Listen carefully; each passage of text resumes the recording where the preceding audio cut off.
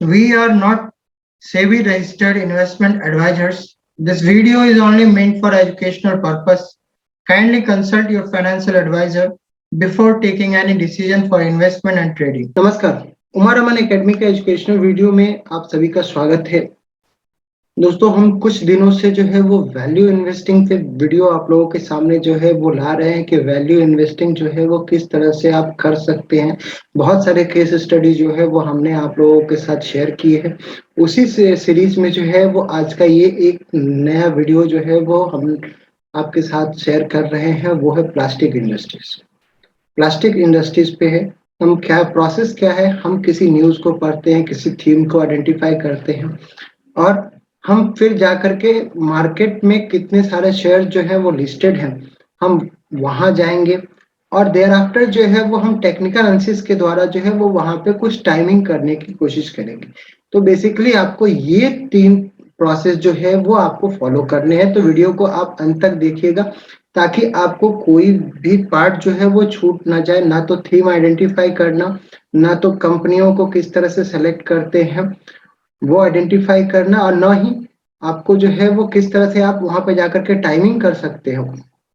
क्योंकि value investing जब की जाती है एक्चुअल में, तब मार्केट इन्वायरमेंट जो होता है वो फेवरेबल नहीं होता है। प्राइस जो है वो डर्ट चीप होती है, वैल्यूएशन जो है वो काफी सस्ती आपको दिखाई देती है। कभी कभी तो कंपनियां लॉस मेकिंग होती है, उनका कोई भी गुड न्यूज जो है वो आपको मार्केट में नहीं देखने को मिलेगा। तो बेसिकली जो है वो आप बिल्कुल मार्केट के अगेंस्ट में जो है, जिसको कॉन्ट्रा बेट्स बोलते हैं, और मोस्टली वैल्यू इन्वेस्टर जो होते हैं वो कॉन्ट्रा बेट्स ही लेते हैं। कॉन्ट्रा बेट्स मतलब अगेंस्ट द ट्रेंड। जो मार्केट अभी करेक्ट हो रहा है उसके अगेंस्ट में आप बाय कर रहे हैं, क्योंकि बायर सेलर तो हर प्राइस पे, फिर वो ऑल टाइम लो पे हो कंपनी या ऑल टाइम हाई पे हो, जब तक दो आदमी बायर और सेलर दोनों एक साथ नहीं आएंगे तब तक कोई ट्रेड जो है वो एग्जीक्यूट नहीं हो सकता। यही ये सच है। डिमांड एंड सप्लाई का जो चार्ट होता है वो जो है वो आपको प्राइस, आपको दोनों चाहिए, बायर भी चाहिए सेलर भी चाहिए, eight highest point and eight lowest point both.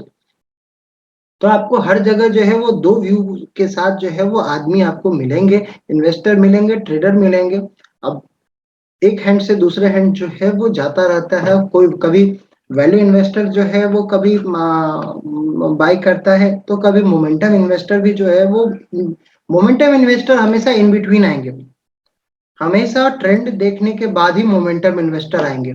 तो एक्चुअली आपको ये प्रोफाइल करना जो है वो, आप अपने आप को ये जरूर देख लीजिए कि आप किस तरह के इन्वेस्टर हैं। यदि आप पेशेंस रखते हैं, मार्केट को बहुत ज्यादा ट्रैक नहीं करते हैं और एक थीम के साथ चलते हैं, काफी ज्यादा बाय एंड होल्ड के स्ट्रेटजी में बिलीव करते हैं, बहुत ज्यादा एक्टिवली आप रिशफल नहीं करते हैं अपने पोर्टफोलियो का, तो आप वैल्यू इन्वेस्टिंग कर सकते हैं। लेकिन आप हर दिन प्राइस देखते हैं, हर दिन के प्राइस जो है वो आपको ऊपर या नीचे से जो है वो आपको एंजाइटी आती है। इट मीन्स कि आपका प्रोफाइल जो है वो स्विंग ट्रेडर या फिर आपका मोमेंटम प्लेयर की तरह है। तो आप उस तरह के सिनेरियो में जो है वो आप पूरी तरह से ट्रेंड को बनने का वेट करें। जब एक बार ट्रेंड मार्केट में आ जाता है और देयर आफ्टर जो है वो आप momentum investing shorter time frame में जो जा करके आप कर सकते हैं। यदि हम साल भर का चार्ट देखते हैं, ईयरली चार्ट पे जो है वो हम वैल्यू इन्वेस्टिंग करते हैं, लोज पे 52 वीक लोज पे यदि करते हैं वैल्यू इन्वेस्टिंग, तो आप मोमेंटम इन्वेस्टिंग जो है वो 52 वीक हाई पे करेंगे या इन बिटवीन करेंगे, 52 वीक लो और हाई के इन बिटवीन करेंगे, provided you should have a system. आपको वहां पे एक सिस्टम को डिजाइन करना पड़ेगा इन बिटवीन जो है वो आप ट्रेड करने के लिए।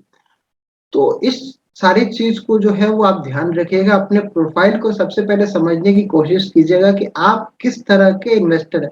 मार्केट में सबसे ज्यादा प्रॉब्लम यही होती है कि आप अपने प्रोफाइल को नहीं समझते। जिसका माइंडसेट पोजिशनल ट्रेडर की तरह होता है वो डे ट्रेडिंग नहीं कर सकता, या डे ट्रेडिंग करेगा तो उससे गलतियां होंगी। लेकिन जिसका प्रोफाइल डे ट्रेडर का होगा तो वो पोजिशनल करेगा, तो उसको, क्योंकि दोनों का सोचने का तरीका, होल्ड करने का तरीका सब कुछ अलग होता है। तो इसी तरह से इन्वेस्टर भी दो तरह के होते हैं, मोमेंटम और वैल्यू इन्वेस्टिंग। तो इस चीज को आप जरूर ध्यान में रखिएगा। तो आइए चलते हैं हमारे आज के टॉपिक पे। वैल्यू इन्वेस्टिंग में हम प्लास्टिक इंडस्ट्री को आज देख रहे हैं, तो प्लास्टिक इंडस्ट्री को कितने मार्केट प्लेयर हैं, तो चले आइए स्क्रीनर पे देखते हैं। ये हमारा जो है वो astral, supreme, Finolex, VIP, Prince pipe, ये हमारा टॉप 5 कंपनी जो है वो आपको दिखा। 38,000 का जो है वो एस्ट्रल का मार्केट कैप है, 25,947 सुप्रीम का है, फिनोलेक्स इंडस्ट्री 9,000 के राउंड फिगर में, वीआईपी भी 9,000 का मार्केट कैप में, 7,000 में प्रिंस पाइप है। तो ये टॉप 5 जो है वो कंपनियां हैं। इनके रेशियो जो है वो किस तरह से आपको जज करने होते हैं, किस तरह से आपको वैल्यू ट्रैप में आप ना फंस जाए, इसके लिए भी हमने बहुत सारे वीडियो ऑलरेडी आप लोगों को दे रखे हैं कि आप कहाँ से जाकर के फंडामेंटल एनालिसिस में जो रेशियो एनालिसिस करते हैं, किस तरह से इंडस्ट्री के पीई से उस कंपनी के पीई को कंपेयर करते हैं, किस तरह से प्राइस टू सेल्स जो है वो देखते हैं, 10 इयर्स का सेल्स का ग्रोथ किस तरह से देखते हैं, डेट पोजीशन कैसे देखते हैं, क्योंकि ये दोनों चीज को आप कंबाइन करके जब प्राइस टू सेल्स को आप देखेंगे तो आपको एक आपको व्यू मिल पाएगा कि नहीं ये जेन्युइनली ओवरसोल्ड लेवल पे है या प्रॉब्लम जो है वो कॉर्पोरेट गवर्नेंस का नहीं है। इस तरह का चीज में आपको देखना पड़ेगा। उसका इंटरेस्ट कवरेज रेशियो क्या है, प्राइस टू बुक क्या है, इंडस्ट्री के प्राइस टू बुक वैल्यू पे जो है वो किस तरह से ट्रेड कर रहा है। तो इस तरह से बहुत सारे रेशियो एनालिसिस जो है वो सबसे इजी है। आप न्यूज न्यूज से मतलब थीम को आइडेंटिफाई कर लिए, फिर रेशियो एनालिसिस करके आप वैल्यू ट्रैप में ना फंसे। वहां पे मार्केट कैप मत देखिएगा, वहां पे देखिएगा कि ये सारे रेशियो एनालिसिस में मुझे कौन सा कैप जो है वो माइक्रो कैप में भी नहीं जाना है, लेकिन एक मिड कैप जो होते हैं, नॉर्मली जो वैल्यू इन्वेस्टिंग होती है वो ज्यादातर मिड कैप में ही करती है। लेकिन आज जो हम देखेंगे, मैं जिस तरह से आप लोगों को बता रहा हूँ वो केस स्टडी तो पुराना होगा। तो पुराने जो अभी जो विनर्स हैं, जो अभी लीडर हैं, वो कभी ना कभी वो मिड कैप में रहे होंगे। तो हम उनका परफॉर्मेंस जो अभी आपको दिखाने वाले हैं कि ऐसा हुआ था हिस्ट्री में। देखिए फ्यूचर क्या है, जो हिस्ट्री में हुआ है वही फ्यूचर में होगा, उसमें नाम बदल सकता है। आज हम यहाँ एस्ट्रल, सुप्रीम, फिनोलेक्स, वीआईपी देख रहे हैं, कल हो सकता है ये चारों में से कुछ रह जाए या फिर चारों के चारों नए आ जाए। सेक्टर वही रहेगा, मार्केट वही रहेगा। तो फिर आपको आने वाले समय के लिए जो है वो कंपनियों को ढूंढना है। तो इसीलिए जो है वो हम पास्ट को एनालाइज करते हैं। देखिए फ्यूचर को जानने के लिए आपको पास्ट देखना पड़ेगा। पास्ट में किस तरह के मार्केट रिसेशन आया, करेक्शन आया, वहां पे कंपनियां किस तरह से परफॉर्म की। आप उन सारे मेमोरीज के साथ जब फ्यूचर में जाएंगे और देखेंगे अपने फेवरेट इंडस्ट्री में अपने फेवरेट कंपनी को, तो आप कुछ जज कर पाएंगे कि नहीं हिस्ट्री में ऐसा हुआ था, इस तरह के कंडीशन थे, तो ये भी ऐसा करेगा। इट्स अ प्रोबेबिलिटी, ये श्योर शॉट नहीं होगा। लेकिन इसीलिए आपको जो है वो पोर्टफोलियो बनाना चाहिए। पोर्टफोलियो बना करके आपको इन्वेस्टमेंट रिस्क को जो है वो डाइवर्सिफाई करना चाहिए, और आप इसी तरह से जो है वो यदि आप करते रहेंगे down the line 10 years, 20 years, 30 years में जो है वो आपका इतना अच्छा पोर्टफोलियो हो जाएगा विथ मिनिमाइज रिस्क, जो आप वहां पे फाइनेंशियल इंडिपेंडेंट महसूस कर सकते हैं। तो आइए चलिए आज के केस स्टडी में जो है वो हम इस इंडस्ट्री के दिग्गज सुप्रीम इंडस्ट्री के चार्ट को जो है वो देखते हैं। सुप्रीम इंडस्ट्री के चार्ट में मैं इसलिए आपको पहला जो है वो आपको सेलेक्ट करके दिखाया है रादर देन एस्ट्रल जो नंबर 1 पे है, क्योंकि एस्ट्रल से ज्यादा डेटा हमको सुप्रीम का है। प्लस एस्ट्रल ने एक रेंज डेवलप करके ब्रेकआउट डायरेक्ट दिया, लेकिन 2-3 बार हमको सीरियस करेक्शन जो है वो हमको देखने को मिला है सुप्रीम का। तो ये चीज जो है वो मैं आपको समझा पाऊँ, दिखा पाऊँ, तो इसके लिए हमारे पास जो है वो डेटा होना बहुत जरूरी है। यदि आप हिस्ट्री को एनालाइज करें तो आपके पास जितना डेटा होगा उतना अच्छा होगा। तो इसलिए जो है वो हम नंबर 2 कंपनी को यहाँ पे आप आपके साथ डिस्कस कर रहे हैं कि सुप्रीम में। अभी आप देखिए कि मैं पिवट लाइन को भी हटा देता हूँ। एंकर वेव ऐप, मुझे मुझे नहीं लगता है कि मैं आपको फिर से बताऊं कि एंकर वेव ऐप क्या होता है, इस तरह से किस तरह से ड्रॉ करते हैं, क्योंकि मैं इतने वीडियो आप लोगों को दे चुका हूं। और ये मैं बार बार इसलिए देता हूं क्योंकि ये बहुत ही सिंपल इंडिकेटर है, जस्ट लाइक मूविंग एवरेज है, और आप उसको बहुत आसानी से यूज कर सकते हैं। और हमारी चैनल की यही कोशिश होती है कि रिटेल ट्रेडर को ज्यादा से ज्यादा नॉलेज जो है वो हम शेयर कर पाए, और वो सारे सिस्टम बता पाए जो बहुत ही सिंप्लिसिटी के साथ एक नॉर्मल रिटेल ट्रेडर भी उसको यूज कर सकता है। फ्री रिसोर्स, हमारी ये भी कोशिश रहती है कि हम आपको जो भी सॉफ्टवेयर आपको बताएं या तो वो सारे फ्री रिसोर्स हों। तो रिटेल ट्रेडर जो है उनको कहीं भी पैसा इसके लिए खर्च नहीं करना, सिर्फ लॉगिन आईडी करके आपको क्रिएट ही करना होता है। तो ये ट्रेडिंग व्यू फ्री रिसोर्स है, आपको स्क्रीनर भी फ्री रिसोर्स है, तो आप उसको आराम से यूज कर सकते हैं। तो 99 में जो है वो 33 का हाई बनाया था। आपको यहाँ पे जो है वो दिखाई देगा इसका हाई लो क्लोज, जब भी मैं कैंडल पे जो है वो कर्सर को लेके जाऊंगा। तो ये ध्यान दीजिएगा कि इसका हाई जो है वो 33.40 का है, 33 रुपये 40 पैसा का है। 1 अक्टूबर 99 का जो मंथली हाई लो क्लोज का चार्ट है वहां, और यहाँ पे हमको जो लो दिख रहा है वो 3.50 का है, यानी कि ऑलमोस्ट 90%, 33.40। और यानी कि आप पॉइंट को छोड़ दीजिए, 33.40 है, यानी कि 334 रुपये मान लीजिए, 334 रुपये का शेयर था, उसको जो है वो 35 रुपये पे आ गया, तो ऑलमोस्ट 90% जो है वो इरोड हो गया था, राइट। यहाँ देखिए, पर मार्केट यदि इंडस्ट्री में डिमांड है, इंडस्ट्री में डिमांड है और कंपनी अच्छी है, प्रमोटर अच्छे हैं और आपको कॉर्पोरेट गवर्नेंस का कोई इशू नहीं है, राइट, तो वो कंपनियां रिवाइव करेगी 90% मार्केट कैप इरोड होने के बावजूद भी। और क्योंकि 2001 में तो मार्केट भी डाउन था, हमारा निफ्टी जो है वो आई थिंक 920 का लो बना था 2001 के यस में, जो है या तो 849 का लो था या 920 का लो था, मुझे इसमें कंफ्यूजन हो रहा है। लेकिन आप ये समझिए, निफ्टी आज 18,000 का निफ्टी, उस वक्त जो है वो 900 का निफ्टी था, राउंड फिगर यदि हम मान ले तो 849 मान लीजिए, 920 मान लीजिए, एक एवरेज कर दीजिए, 900 रुपये का निफ्टी था जो आज 18,000 पे है। तो आप यहाँ देखिए कि सीरियस करेक्शन तो था ही, क्योंकि 1818 जो है वो 99 का हाई था निफ्टी का, और वो वहां से करेक्ट हुआ था, यस। तो निफ्टी में भी जो है वो 50% करेक्शन मिला था। तो यदि इंडेक्स 50% करेक्ट हो जाए तो 80-90% एक स्मॉल कैप में करेक्शन एक्सपेक्टेड है। ये कोई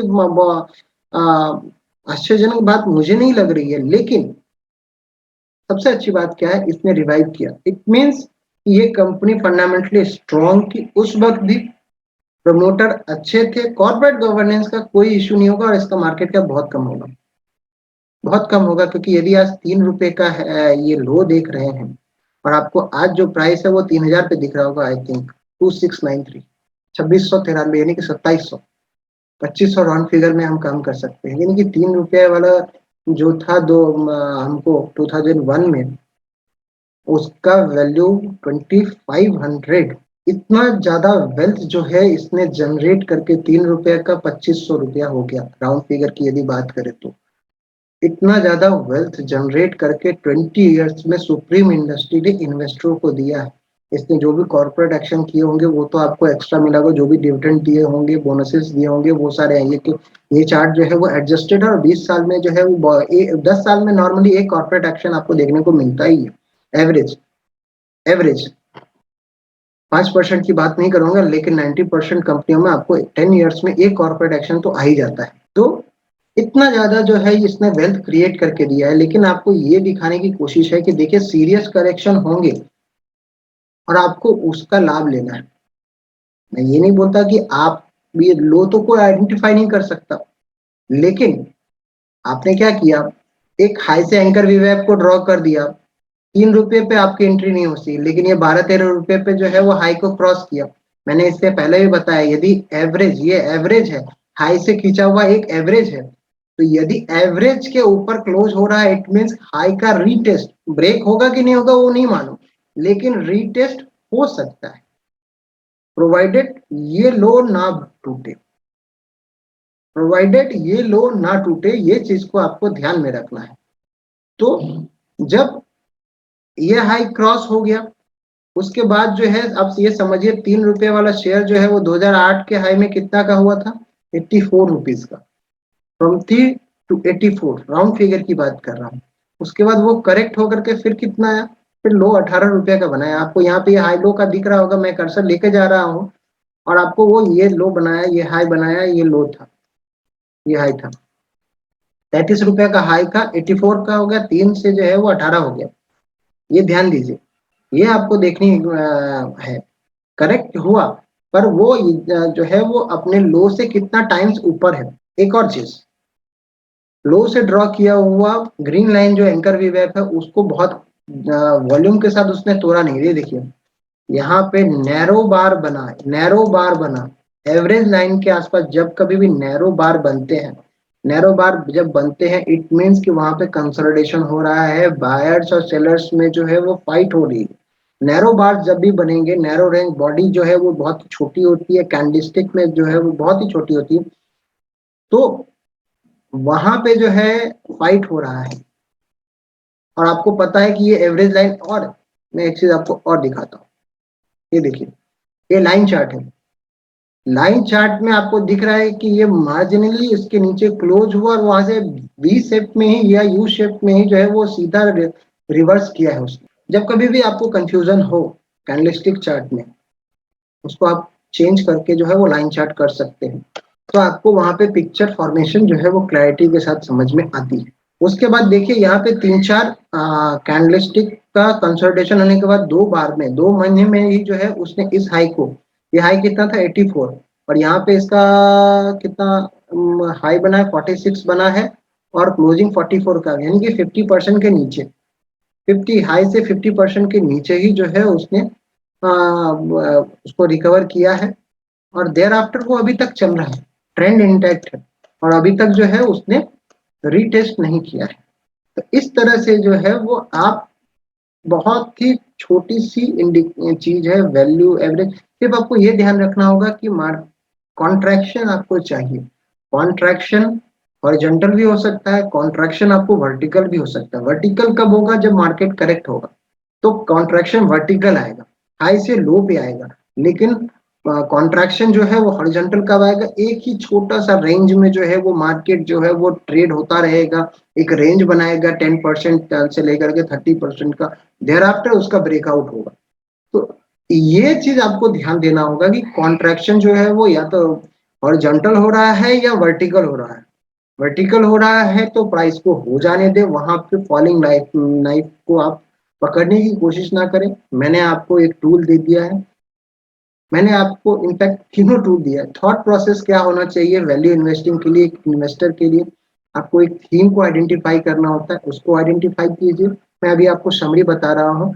देयर आफ्टर जो है वो आप इंडस्ट्री में कितने कंपनियां हैं, हाई पे क्या है, मार्केट साइज आपको पता चल जाएगा। मार्केट टॉप पे जो है वो मार्केट साइज कितना है वो आपको पता चल जाएगा कि कितना मार्केट में जो है वो मार्केट जो है वो कंपनी को कितना वैल्यू दे रही है। अभी मान लीजिए कोई कंपनी जो है यहाँ पे 500 करोड़ की अभी चल रही है, लेकिन हम देख रहे हैं कि एस्ट्रल का तो 30,000 का मार्केट कैप है। इट मीन्स कि मार्केट उसको उस वैल्यूएशन को दे रही है। तो अभी जो कंपनियां 5,000 करोड़ की है या 10,000 करोड़ की है, तो उसकी भी प्रोबेबिलिटी उतना बढ़ने की है, प्रोवाइडेड यदि वहां पे कॉर्पोरेट गवर्नेंस का कोई इश्यू ना हो, प्रमोटर अच्छे हो, फंडामेंटल अच्छा हो। तो ये सारे चीज है, तो आपको करेक्शन में जो है वो उस तरह की कंपनियों को जो है वो आपको बाई करना चाहिए करेक्शन में। ठीक है, तो आप इन सारे रूल्स को फॉलो करके आप वैल्यू इन्वेस्टिंग कर सकते हैं। और थोड़ा सा होमवर्क कीजिएगा, रिसर्च कीजिएगा, रिस्क को मिनिमाइज रखिएगा, स्टॉप लॉसेस को जरूर फॉलो कीजिएगा। हमने आपको हिस्ट्री से निकाल करके एक प्रोसेस बताया है। आप जो इन्वेस्ट करेंगे वो फ्यूचर में करेंगे, जो फ्यूचर पता नहीं होगा। इसलिए मैं एक बार फिर से बोल रहा हूँ कि अपने रिस्क पे, रिस्क मैनेजमेंट पे, मनी मैनेजमेंट पे काफी ज्यादा ध्यान दीजिएगा, क्योंकि तभी आप साइकोलॉजिकली स्ट्रांग रह पाएंगे करेक्शन में। करेक्शन तो आती है, करेक्शन यदि मान लीजिए जिन्होंने यहाँ पे भी लिया तो उनको वो ये इस करेक्शन को बर्दाश्त कर सकते हैं, वो तभी कर पाएंगे जब वो कुछ रूल को फॉलो करेंगे। और आपने भी देखा है जिन्होंने 20 इयर्स को होल्ड किया है, लॉन्ग टर्म में होल्ड किया है, उन लोगों को जो है वो, यदि कंपनी अच्छी है तो वहां पे नुकसान नहीं होता है और आपको कंपाउंडिंग का बेनिफिट मिलता है। तो आशा करता हूँ कि हमारा यह प्रयास जो है वो आप लोगों को अच्छा लगा। अच्छा लगा तो चैनल को लाइक और सब्सक्राइब जरूर कीजिएगा, शेयर कीजिए, मैक्सिमम रिटेल ट्रेडर तक हमारे वीडियो को जो है वो पहुंचाने की कोशिश कीजिए। थैंक यू, नमस्कार।